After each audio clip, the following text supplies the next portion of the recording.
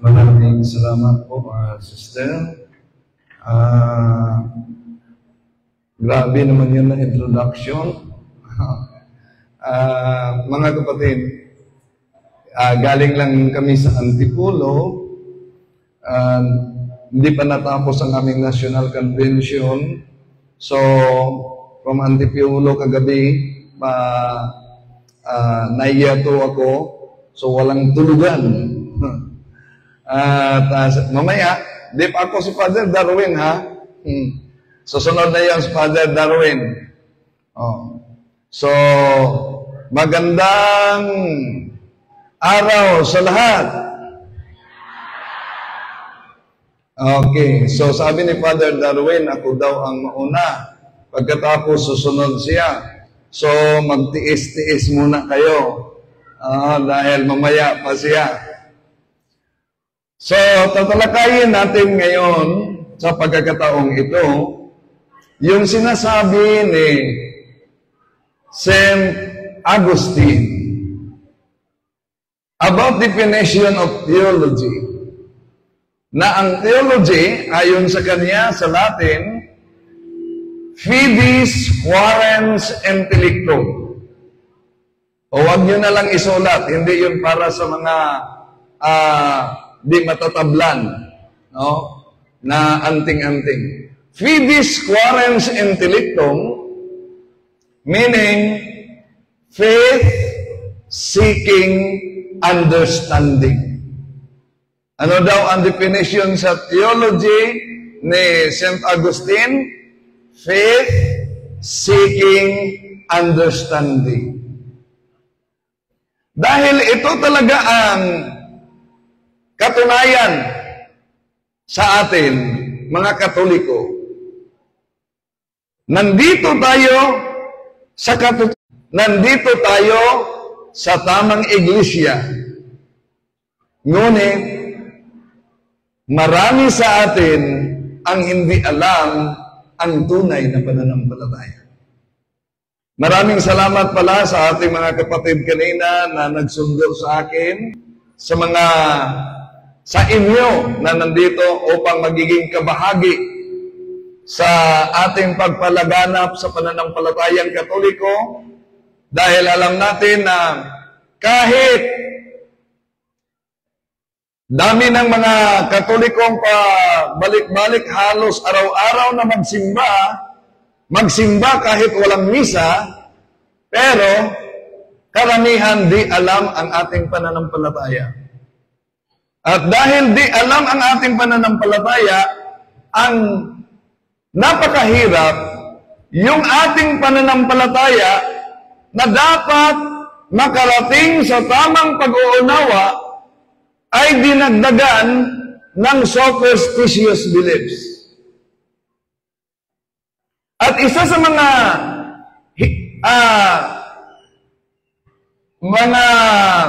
ginagamit na argumento ng mga naniniwala ng mga superstitious beliefs, wala namang mawala nito pag maniwala tayo.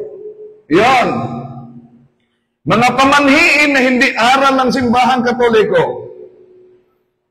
Kadalasan, lalo na yung paglapit sa mga albularyo, mga pagpadugo, mga paglagay ng barya sa mga haligi ng bahay, at iba pa na mga superstitious beliefs. Kadalasang argumento nila, walang mawala kung tayo ay maniniwala. Diyan natin makita na tuso talaga ang demonyo. John chapter 8 verse 44, ang demonyo ay ama ng kasinungalingan. Bakit? Yung mga nagsasabing walang mawala kung maniniwala, halimbawa, sa simple lang, tabi-tabi apo. Wala nang mawala niyan. Tabi-tabi apo. Malaking mawala niyan. Sa Catechism of the Catholic Church, 1038, superstition is a total departure of the worship that we give to the true God. It is manifested all forms of magic and divination. Ano daw ang superstition? Superstition is a total departure of the worship that we give to the true God. Kaya, dahil ang ating talakayan ngayon ay about spiritual warfare, buksan muna natin ito sa panalangin at sa proteksyon sa buong miyembro. Dahil pag magkasama kami ni Father Darwin sa pag-iikot namin sa iba't ibang bahagi sa mga parokya sa ating bansa, kadalasan, pag mag-lecture kami, kahit ba sa loob ng simbahan, mawala ang kuryente sa simbahan, ngunit may kuryente sa labas. At pag buksan na yung generator, umaandar ang generator, giba agad. O, yun talaga. Harap-harapan dahil ayaw ng demonyo na mahayag yung mga taktika niya. Because the ancient tactic of the fallen angels is to make you believe that He does not exist. Pero real siya. Real siya. Nasa paligid natin at nag-atin sila kahit dito. So kaya buksan natin ang panalangin bago tayo magsimula. In the Holy Father, and of the Son, and of the Holy Spirit. Amen. Lord Jesus, I ask you to protect our families. I-mention ninyo sa isipan ninyo ang mga miyembro, ang pangalan sa mga miyembro ng pamilya ninyo. From sickness, from all harms, and from accidents. If any of us has been subjected to any curses, hexes, and spells, I declare these curses, hexes, and spells null and void. In the name of Jesus Christ, if any evil spirits have been sent against us, I decommission you in the name of Jesus Christ, and I send you to Jesus to deal with us well. Then, Lord, I ask you to send your holy angels to guard and protect all of us. Amen.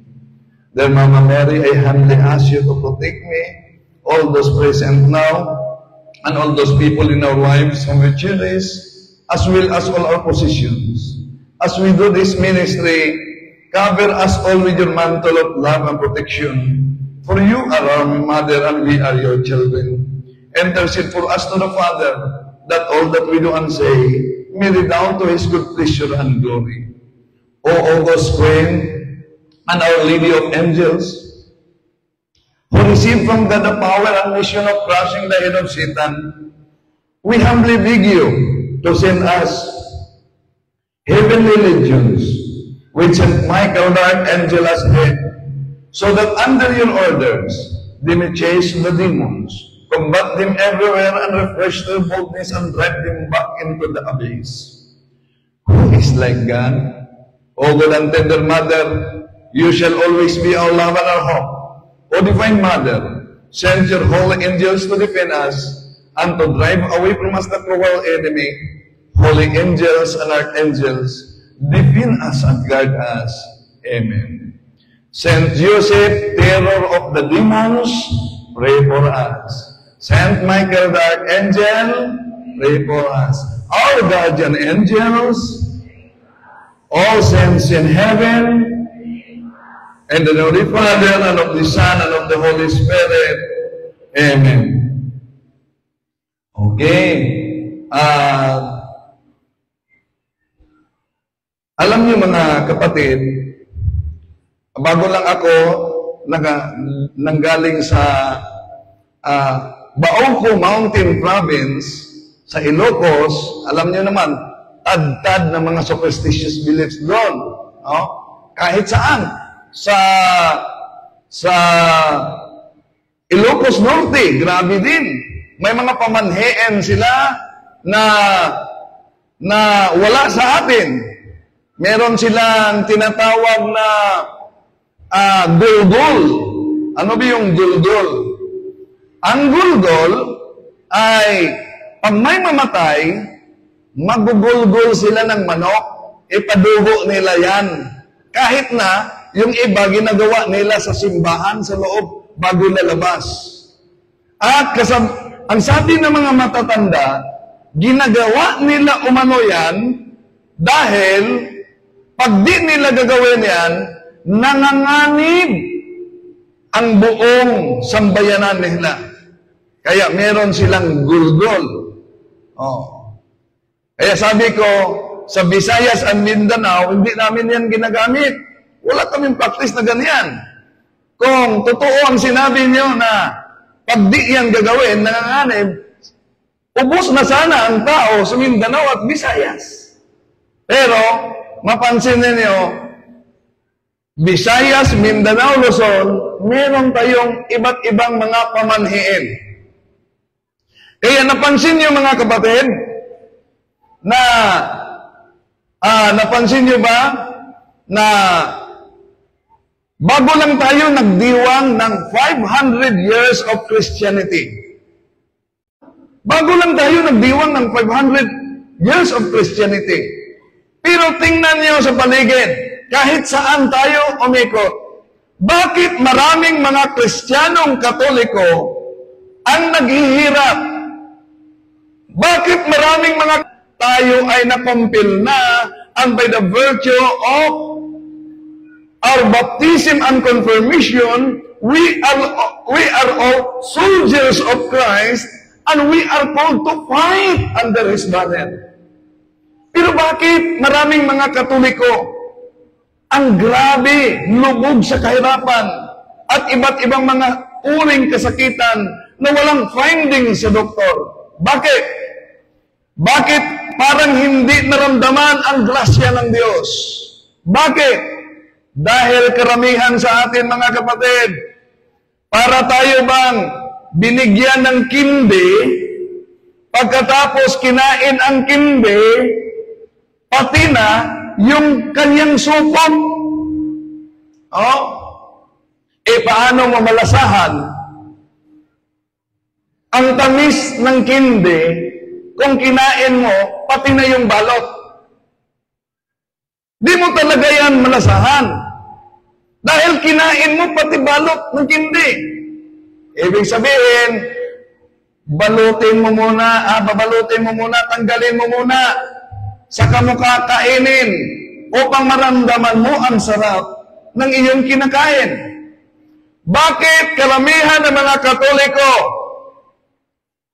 ay di natin naramdaman ang grasya ng Diyos? Dahil karamihan sa atin nakabalot ang ating pananampalataya sa superstitious beliefs. Kaya nga, napakatuso ng demonyo. Napansin niyo ba? Bawat sakramento ng simbahan may katumbas pang superstitious beliefs. Bawat sakramento. Halimbawa, sa binyag lang, may superstitious belief yung iba na pagbuhos ng pare ng holy water sa ulo ng bata, pag hindi iiyak, mababa lang daw umano ang buhay. Kaya yung iba, isikreto nila, kurutin nila yung bata para iiyak. May mga paniniwala sila na ganyan. At hindi lang yan. Siguro, ewan ko kung napansin niyo ba, na mayroong mga bago lang na binyagan, pagkatapos nagbinyagan, nagtatakbuan palabas sa simbahan. Bakit? Dahil may paniniwala sila na sino ang unang makalabas, yung bata na yan ay matalino yan. So, iba't ibang mga superstitious beliefs. At ang superstitious beliefs natin, mga kapatid, from womb to tomb. Napansin niyo ba yan? Mula sa sinapupunan hanggang sa libingan. Bakit? Yung iba, naniniwala sila para hindi sila lapitan ng aswang, anong gagamitin nila? Yung ahos. Oh, yung iba gagamit ng mga tinik. Oh, para matakot yung mga tikbalang o aswang. Anong palagay niyo sa mga aswang? Balon?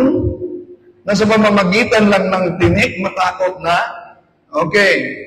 Yung iba naman, para madali ang pag-anak, gagamit na sila ng lana ng ahas.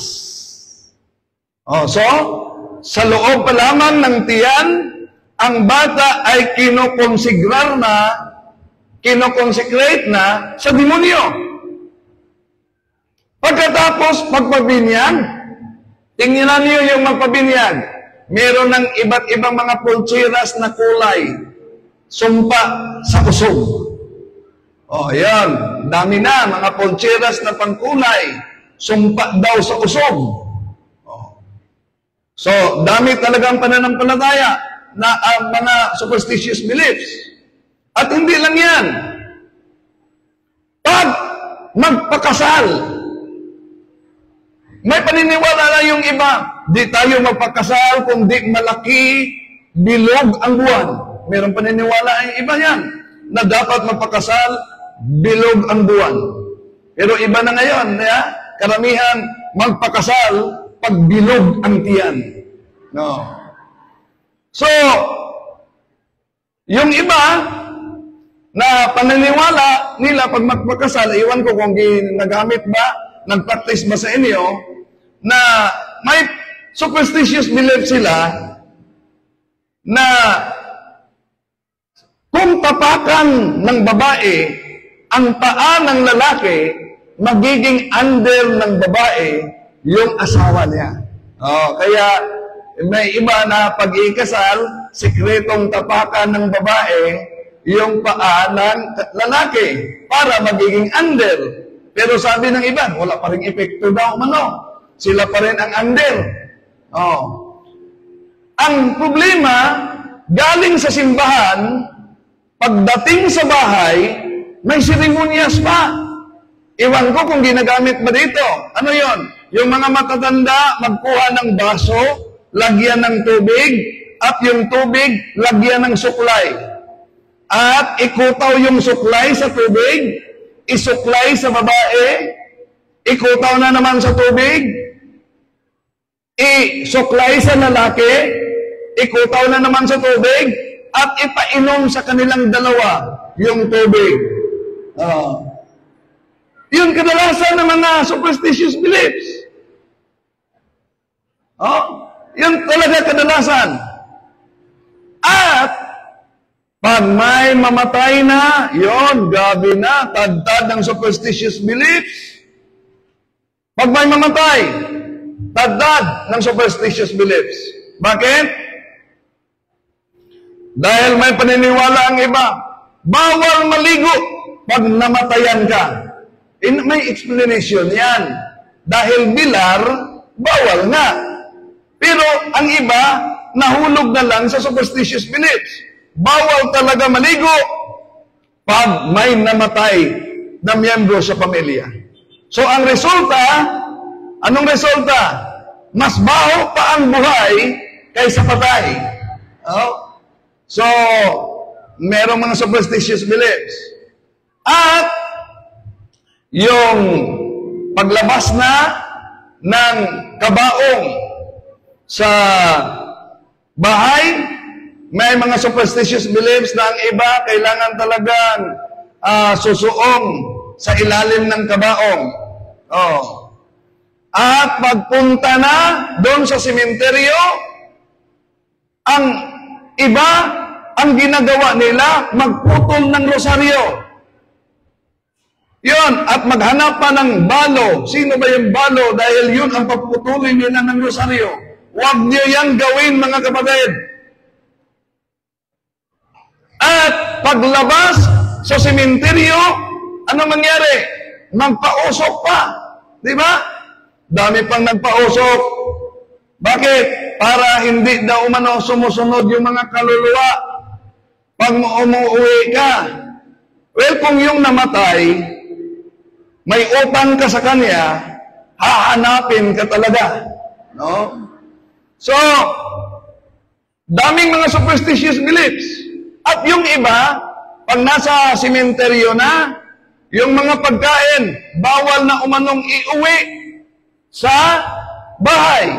Dahil bawal para sa kanila kung ano mang dinala sa sementeryo, dalhin muli sa bahay. Kung gano'n naman ang logic nila, huwag na lang kayong uuwi sa bahay. Dahil galing na kayo sa sementeryo. No? So, daming mga superstitious beliefs. At di lang yan. Pag magtayo ng bahay, anong ginawa ng kalamihan? Yung mga barya, inililibing nila sa haligi ng bahay. May mga gumagawa yan, mga katoliko pa yan. At hindi lang yan. Maliban na inilibing yung mga barya, meron pang isinagawa silang padugo. Padugo sa mga haligi ng bahay. Alam niyo ba mga kapatid, sa Ministry of Liberation, kung ang bahay ninyo ay pinaduguan, kung ang bahay ninyo ay nilibingan ng barya, kahit pa obispo pa ang nag-blessing, wala nang epekto ang blessing niya. Bakit? Dahil nauna nang kinukonsecrate ninyo ang bahay sa demonyo. Kaya kailangan talaga ang exorcist na train sa Ministry of Liberation ang i-request.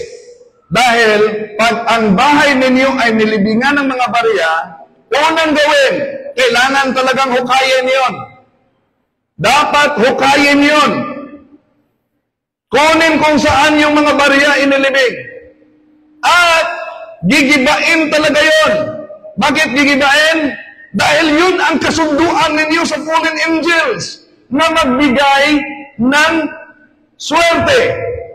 2 Hari, Kapitulo 23, versikulo 12 hanggang 19, yung mga Diyos-Diyusan dapat susunugin, wawasakin, gigibain.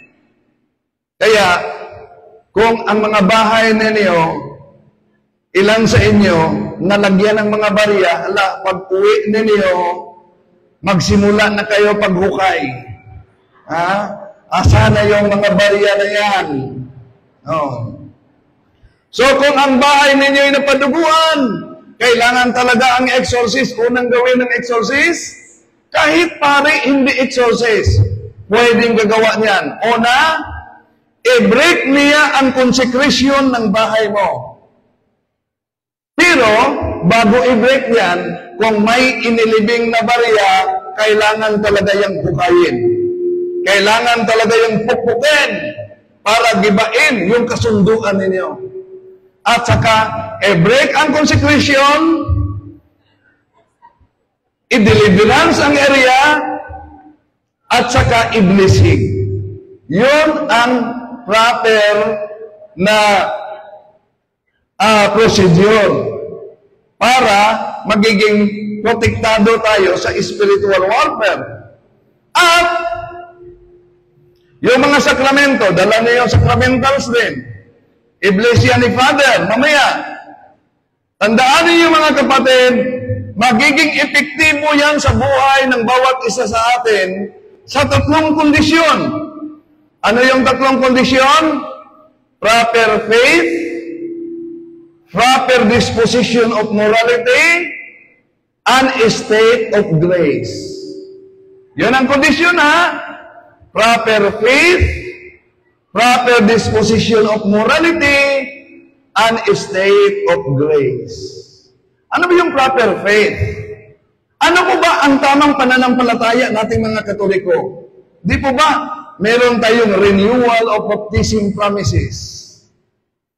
I believe in God the Father Almighty, Creator of heaven and earth. Yun ang 12 articles of Christian faith. Yun ang ating pananampalataya.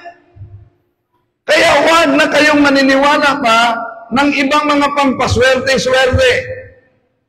Napansin niyo ba yung mga Katoliko?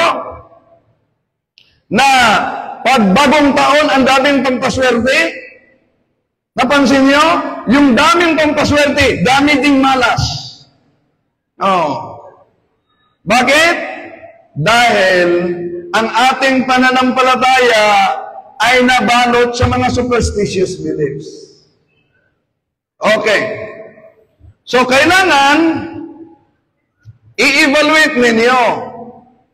Meron ba kayong mga nagawang padugo sa bahay ninyo? Padugo sa sasakyanan ninyo? Ipabreak ang consecration? Ikumpisal yan. Yung tunay na pagsisisi, act of contrition. Bakit? Dahil sa Ministry of Liberation, one good confession is equivalent of 100 solemn exorcism. Pero bakit? Bakit? May mga kaso kami. Poses, pinakumpisal namin sa pare, pagbalik, poses pa rin. Kung one confession is equivalent of 100 solemn exorcism, bakit may mga poses pa rin kahit pinakumpisal na? Bakit? Dahil may mga nangungumpisal dahil pinakumpisal lang sila. Hindi totoong nagsisi sa kasalanan. Basta pinangkumpisal sila. Kaya walang nangyaring tunay na act of contrition. No? So kaya, poses pa rin. At hindi basta-basta yung act of contrition, mga kapatid. No? So, evaluate ninyo. Dahil may mga pagkakataon na may mga pumunta sa office namin, pag i-diagnose na, mga matatanda na, noong bata pa sila, naglaro ng spirit of the grass, spirits of coins, spirit of, dami pa mga ginagawa nila. Pero, nung matanda na sila, inaatake. At ang tanong nila, bakit po ba? Matagal na yun. Bata pa kami naglaro. Bakit ngayon lang kami inaatake? Dahil ang fallen angels are not bound by time and space. Ibig sabihin, kung gaano man katagal na yon na ginawa mo sa mata ng mga fallen angels, ngayon lang yan. No? Kaya, i-renounce lahat. Yung paglapit sa mga albularyo, yung paglapit sa mga manghuhula, yung mga pampaswerte. Because we Catholics, we do not pampaswerte. We do not believe pampaswerte. We only believe the grace and blessing from God. At mangyari yan sa tatlo. Proper faith, proper disposition of morality, and a state of grace. Ano yung proper faith? Dapat yung pananampalataya mo bilang Katoliko, alam mo, ang problema nating mga Katoliko, kahit tanungin tayo sa mga anak at apo, bakit mag-antanda ng cross tayo, sign of the cross? Yun lang, simple. Daming mga Katoliko, mahirapan na sa pagsagot. At tinitira tayo ng ibang mga sikta. Bakit kayong mga Katoliko, meron kayong Senior Santo Niño? Bakit tinatawag yang Senior Santo Niño na bata yan? Dapat junior yan. O yun, mga Katoliko, nahirapan na sa pagsagot. O nga, no? O, so, tinitira tayo. So, kaya dapat ating pag-aralan ang ating pananampalataya.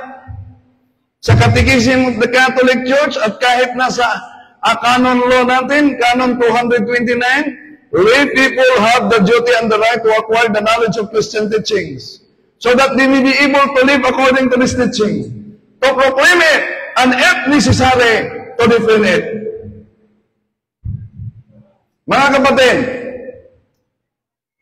sa pag-iikot namin ni Father sa iba't ibang mga dioceses, mapansin ko puno-puno yung gym nila, daming mga tao.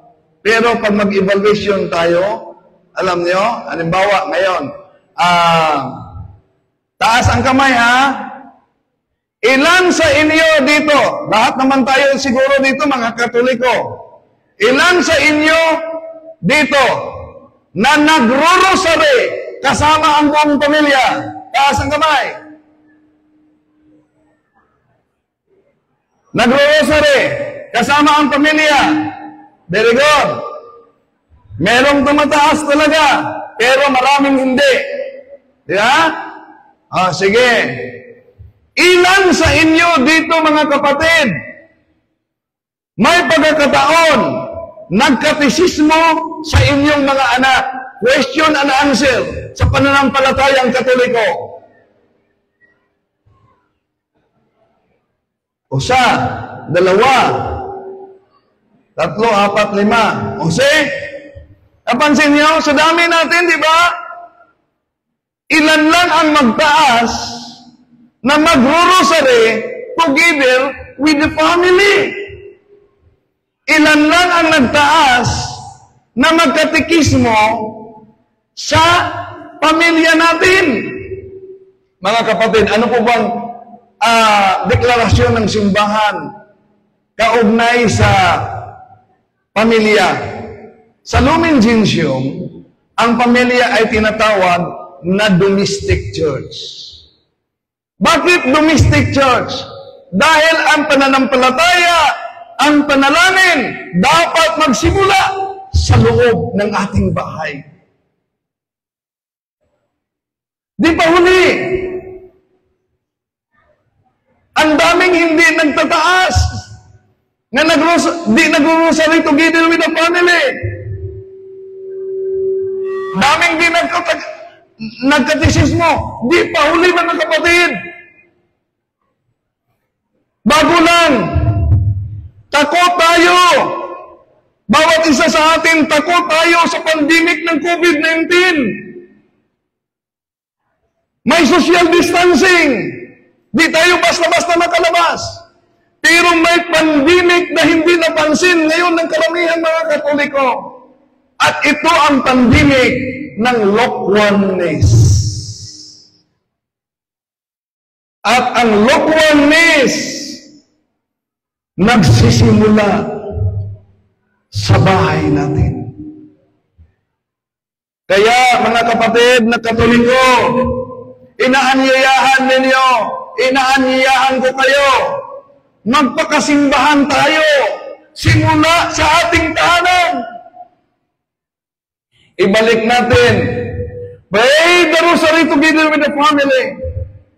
Ayon kay Saint Louis de Montfort, praying the rosary alone is effective, but praying the rosary together with the family is very effective because it is an army attacking to the demons.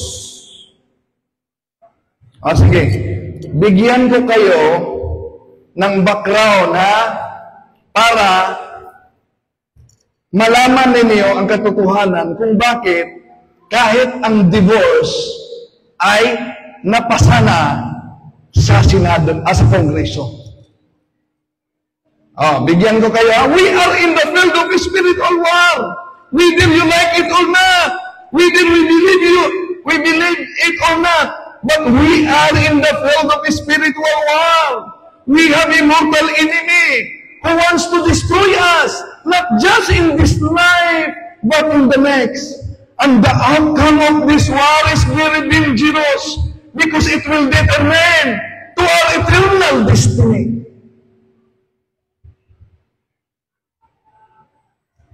Paramihay ang demonyo ng mga kaanib. Siguro alam niyo yon, nagkita sila sa ating Panginoong Hesus.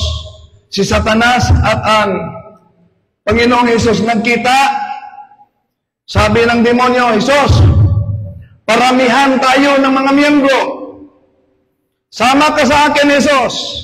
Saan tayo? Dinala si Hesus doon sa Maynila. Dito tayo sa Pugo. Daming mga Pugo dito. Meron ka bang ni isa sa iyo nito, Hesus? Di talaga umiimik ang ating Panginoon. At dinala ang ating Panginoong Hesus, punta tayo sa Kongreso. Dinala ni Satanas ang ating Panginoong Hesus sa Kongreso. At sabi ni Satanas, ito ang mga mambabatas na nagpasa ng divorce. Meron ka bang sa iyo nito, Hesus? Di naman mamimik ang ating Panginoon. Pero sabi ng ating Panginoon, punta tayo sa, anong, rito?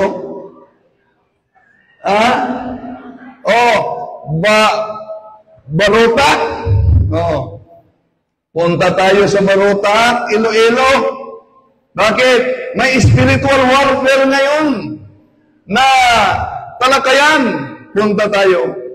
At dito ang ating Panginoong Hesus, kasama si Satanas.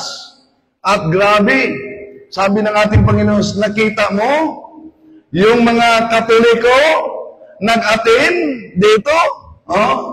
At garbo talaga ang ating Panginoong Hesus. Sabi niya ni Satanas, Satanas, meron ka bang ni isa sa mga nag-attend dito na sa iyo? Kaya di nakaimik si Satanas. Pero alam mo naman, yung si Satanas ay napakatoso. Habang tinitingnan niya yung mga nag-attend, sabi niya, Jesus, nakita mo ba yung nakita ko?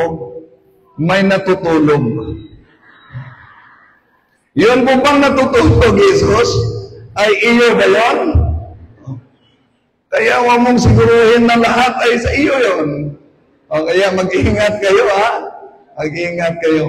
Malapit na si Father Darwin. Mga kapatid, real talaga ang ating spiritual na digmaan. Napansin niyo ba? Yung mga Dominican, yung mga Franciscan, bakit nandito sa tagiliran ang kanilang Holy Rosary? Dahil ito ang sandata natin spiritual. Di tayo makapatay ng kalaban kung wala tayong sandata. Okay. Bakit si Satanas naging Satanas? Bigyan ko kayong background. Ito mga kapatid, ang nangyari. Sa aklat ng isang mystic, Mary of Agreda, nagpakita ang ating Panginoong Hesus at inihayag niya na una niyang ginawa yung mundo kasabay ang mga anghel. At ang mga anghel ay ilang hierarchy ang mga anghel? Ilan? Ilang hierarchy? Mayroong 7. Sa inyo, ilan? Mayroong siyam. Ilan? Mayroong 3. Sinong pabor na 7 ang hierarchy? Ang hindi bumoto, walang snacks. Wala. Bakit hindi bumoto?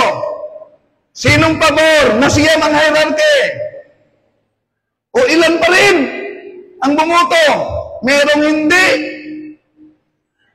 Bakit? Dahil hindi tayo sure sa ating pananampalataya. May siyam na angelic ones. Seraphim, cherubim, thrones, dominions, powers, virtues, principalities, archangels, and angels. At alam niyo ba, hindi yan agad nakapasok sa supernatural world. Inilagay niyan sa preternatural world. Tulad nating mga tao, hindi tayo nakapasok sa supernatural world, yung langit. Nandiyan siya, nandito tayo sa natural world. Ang mga anghel, bago sila pumasok sa langit, binigyan sila ng Diyos ng 3 pagsubok. Ano yung 3 pagsubok? Una, infused knowledge na ang Diyos ay Trinity. Father, Son, and Holy Spirit, and these 3 are one. John chapter 5, verses 6 up to 7. Alam niyo ba, sa unang pagsubok, si Satanas, si Lucifer, nakapasa. Tanggap niya na ang Diyos ay Trinity. Pero pangalawang pagsubok, inihayag ng Diyos na ang ikalawang persona sa Santissima Trinidad ay magkatawang tao. Yun ang di na matanggap ni Lucifer. Di pwede. Bakit tao? Na ang tao ay mababa lang sa mga anghel. Di nila niya matanggap. Ikatlong pagsubok, inihayag ng Diyos. At dahil ang ikalawang persona ay magkatawang tao, Pipili siya ng isang babae na walang mansa ng kasalanan, Immaculate Conception, at ito ay puno sa humility. At ang babaeng ito ay magiging mahigit pa sa mga anghel dahil siya ang magiging reyna sa langit. Doon ang galit ni Satanas. Bakit mas pinili mo ang tao kaysa aming mga anghel? Mula ngayon, gigibain ko na ang tao. Yon ang espiritual na digmaan. Inabangan na ni Satanas ang paglikha ni Adan at ni Eva. At ang akala niya na si Eva ay magiging Birhen Maria na yon. Ngunit, siya ay nagtagumpay man kay Eva. Ibang babae pala ang hinulaan sa Genesis Kapitulo 3, versikulo 15. At hindi si Eva. Sa Latin, ang Eva sa New Testament ay naging Ave. Eva naging Ave. Ave Maria Gracia Plena Dominus Tecum. So yun. Kaya ito ang dahilan kung bakit, mga kapatid, target ng demonyo ang sinapupulan ng babae. Abortion! Contraception! Kaya proper disposal of morality, ibig sabihin, kasal ka sa pare, pero gumagamit ka ng contraceptives. Di ka pwedeng mamumunyon. Patay ang kaluluwa mo. Mortal ang kasalanan mo. Daming mga Katolikong gumagawa niyan. Hindi lang sa mga kasal, even withdrawal. That is a grave sin. Huwag kayong magkomunyon kung gumagawa ka mo niyan at hindi kayo nangungumpisal. Life begins at the moment of conception. Baka sabihin niyo, grabe naman itong simbahan. Padami ba tayo ng mga anak? Kahit hindi tayo makapag-aral, hindi tayo makapagpa-eskwela? Di naman. Kaya nga meron tayong natural method of family planning. Ano yung natural method of family planning? Simple lang ang formula. Anong simple? Basta-basa, bata. Anong ibig sabihin basta-basa, bata?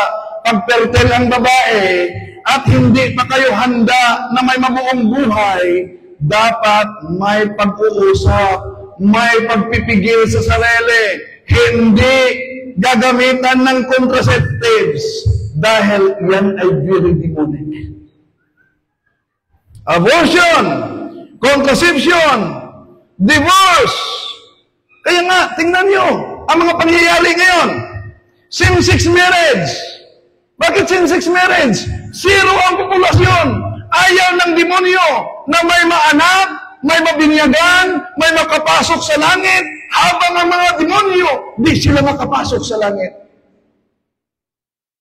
May idiniliverance ako, mga kapatid. Fiesta pala na yun ng Assumption of Mary. At habang nag-deliverance ako, sabi ng demonyo sa katawan ng babae, unfair ang Diyos ninyo! Unfair ang Diyos ninyo! Si Maria pinaakyat sa langit! Kami di makaakyat! Naalala ko, assumption pala ngayon. Kinonfirm ng demonyo ang celebration ng simbahan. At nang nag-prayer kami, Salve Regina Mater Misericordiae Vita Dulcedo et Spes Nostra Salve, Abdica Mamos ex Solis Filii. Grabe ang sigaw ng demonyo. Hindi siya reyna. Ang kuruna niya dapat sa amin. Bakit alam niyan yung panalangin ko? Hail Holy Queen. Latin yon. Salve Regina Mater Misericordiae. So alam ng demonyo na ang pagiging reyna sa mahal na Birhen Maria yon. Kaya, sa mga hindi nagro-rosary, huwag niyong kalimutan, when Mary is present, the devil is absent. When Mary is absent, the devil is present. Pray the rosary. Dahil Ang formula ng spiritual warfare natin, mga kapatid, more prayer, more power. Less prayer, less power. No prayer, no power. Ulitin natin. More prayer, less prayer, no prayer. Yun. At napakaganda yung rosary. Unang bahagi. Ating sinasambit ang the 12 articles of Christian faith. I believe in God the Father Almighty and in our Father. Ano ba yung nasa bahagi ng our Father? Seven petitions. Perfect prayer. Ano yung ika-6? Ano yung ika-6 sa petition? Ano? Sa our Father, 6 petition. Our Father, who art in heaven, holy be your name, your kingdom come, your will be done on earth as it is in heaven. Give us this day our daily bread, and forgive us our sins, as we forgive those who sin against us, and deliver us from evil. Deliver us from evil. Bakit? May nagtatanong sa akin, bakit ba hilingin natin ng Diyos, ilayo mo kami sa panuway? Para bang ang Diyos ang nagpadala ng panulay sa atin? Bakit?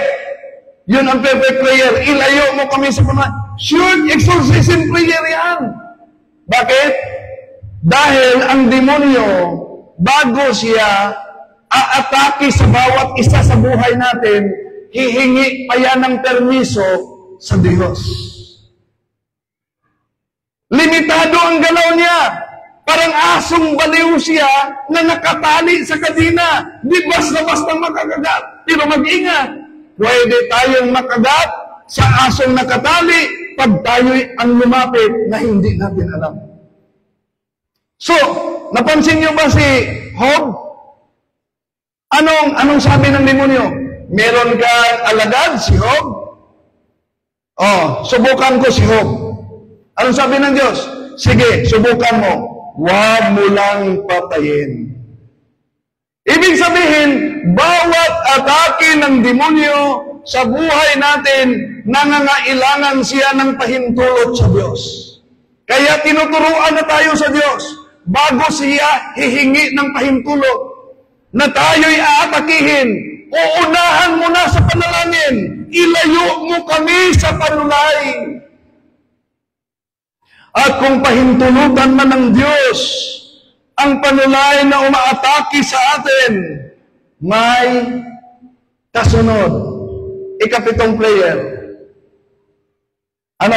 Ilayo mo kami sa panulay? Deliver us from evil? Our Father, who art in heaven, holy be your name, your kingdom come, your will be done on earth as it is in heaven. Give us this day our daily bread, and forgive us our trespasses, as we forgive those who trespass against us, and lead us not into temptation, but deliver us from evil. Kung pahintulutan mo man, Panginoon, ang demonyo na umaatake sa buhay namin, para kami ay mananatiling banal at mag-grow sa kabanalan, ilayo mo kami sa panuluay. Deliver us from evil. Tandaan natin ang definition ng holiness. Sanctified perfection. Sanctified perfection, the excellence of grace, and the adornment of all virtues. Mga kapatid, huwag kayong magkumpiyansa kung meron kayong tinatawag na gift from the Holy Spirit, gift of healing, speaking in tongues, magaling mangaral, magpalayas ng demonyo. Those are gifts from the Holy Spirit. And ang gifts of the Holy Spirit, hindi yan palatandaan na puno ka ng Espiritu Santo. Because anyone can do that, but hindi ka kilala ng Panginoon. San Mateo Kapitulo 7, versikulo 22-23. Ano ang batayan na tayo'y puno ng Espiritu Santo? Not the gift of the Holy Spirit, but the fruit of the Holy Spirit. Mga kapatid, bawat isa sa atin, meron tayong ambisyon sa buhay. May ambisyon tayo sa mga anak natin. Pero nasubukan na ba ninyo na mag-ambisyon ng mas mataas na ambisyon na dapat meron tayo? At ano yon? Nag-ambisyon na ba kayo na magiging santo tayo? Dapat ang pinakamataas na ambisyon na dapat ang bawat isa sa atin ay mag-ambisyon na magiging santo. Bakit? Kung yun ang ating ambisyon, siguradong ibigay yan sa Diyos sa atin. Bakit ibigay yan sa Diyos sa atin? Dahil nagiging kaisa sa kanyang ambisyon para sa atin. Unang Pedro 1:16. Bago ko tapusin ang aking lecture, mga kapatid, dahil papasok na ngayon si Father Darwin, mayroong kaso, isang babae, may kasintahan siya na engkanto. Ito, engkanto. At na-under siya sa Office of Exorcism. Sabi niya sa kasintahan niyang engkanto, dalhin mo ako sa bahay ninyo. Gusto kong tingnan yung bahay ninyo. Dinala siya. Napakalaki ang bahay niya. Grabe. Pero ang napansin niya, walang upuan. Walang kaldero. Walang plato. Walang higaan. Tinanong niya ang kanyang kasintahan, bakit wala kayong kaldero? Bakit wala kayong higaan? Bakit wala kayong upuan? Ang sagot ng kaniyang kasintahan, wala kaming upuan, wala kaming time mag-upo.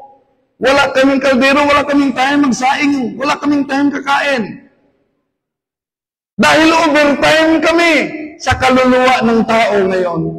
Mga kapatid, full-time demons cannot be defeated by a part-time Catholic. Kaya, we are in the field of spiritual warfare. Pray the rosary. Ano nasa rosary? Pray for us sinners, now and the hour of our death. Dahil ang digmaan nating spiritual, mas maging malala pa sa panahon na malapit na tayong mamatay. Sisiguruhin ng demonyo na di tayo makapasok sa langit. Kaya, nandito tayo sa spiritual na digmaan. Huwag niyong kalimutan ang pamumuhay. Cares, confession, adoration, rosary, Eucharist, and sacramentals. At susunod ngayon, si Father Darwin.